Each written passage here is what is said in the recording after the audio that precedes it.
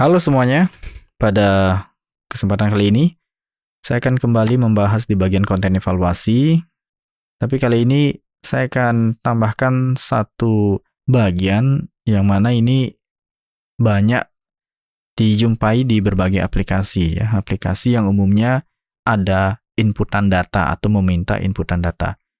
Karena di contoh project yang saya buat ini ada input nama, nah kita bisa tambahkan yang namanya text placeholder ya. Nah, apa itu text placeholder? Kalian bisa cek di Google ya. Nah, ini contohnya seperti ini. Biasanya akan banyak dijumpai pada aplikasi yang berbasis web atau mobile sekalipun yang meminta inputan data. Ya, contohnya seperti login atau sign in.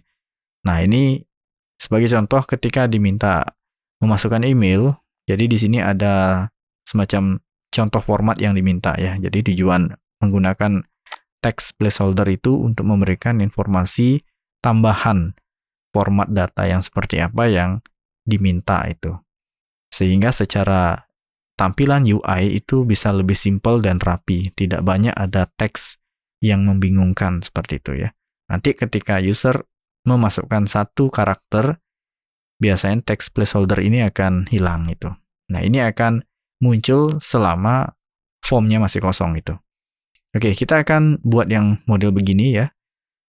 Nanti kalau kalian ingin tahu lebih banyak silahkan bisa googling saja ya.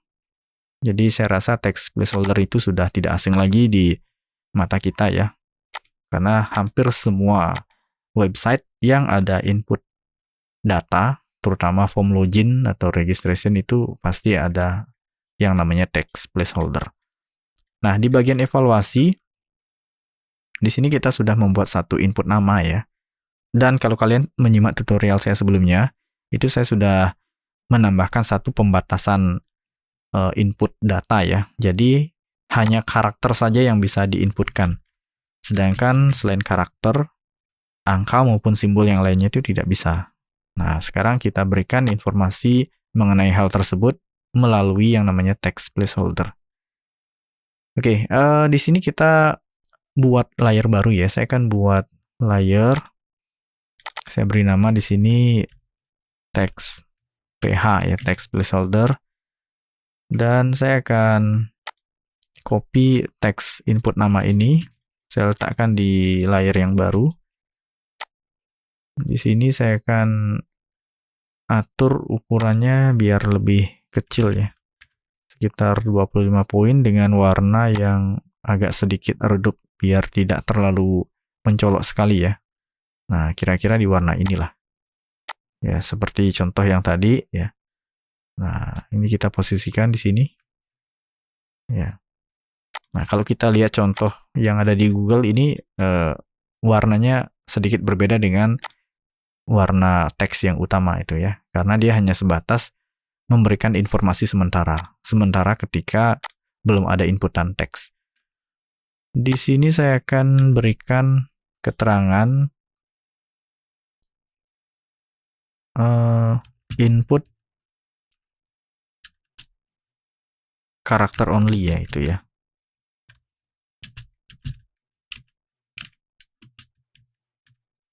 Hanya input karakter saja itu. Atau misalnya informasi lain yang ingin kalian berikan, misalnya input nama pendek atau misalnya input berapa karakter itu ya. Nah, oke, ini sebagai contoh saja ya.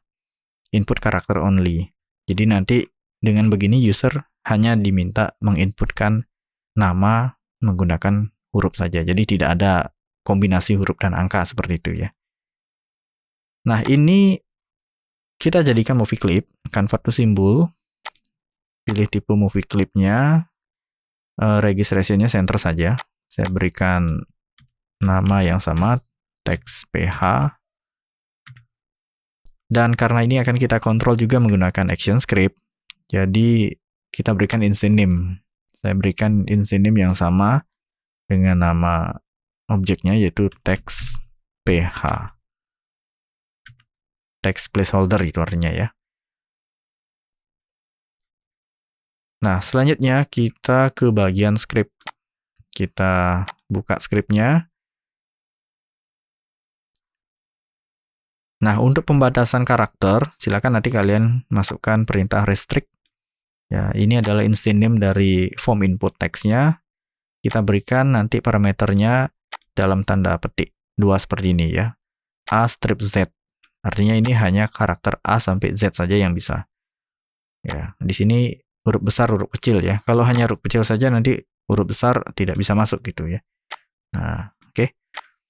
Kita letakkan pengaturannya di dalam struktur condition ya di sini. Nah, apabila nanti input nama ini masih kosong, nah ini tadi saya berikan instance name-nya itu adalah text ph. Di sini gunakan parameter visible. Visible. Jadi selama belum ada inputan teks, kalau masih kosong di sini kita berikan dia nilai true. Dia akan tetap terlihat. Sebaliknya, ketika sudah ada satu karakter yang masuk pada form input nama, nah placeholder text-nya ini kita hilangkan ya, kita sembunyikan itu maksudnya ya. Kita sembunyikan dengan memberikan parameter false.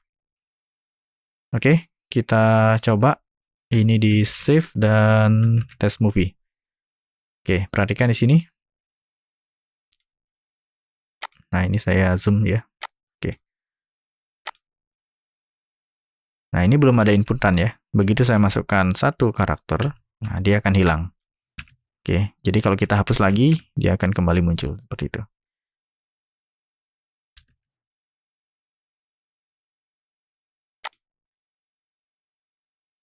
Oke, silakan dicoba ya.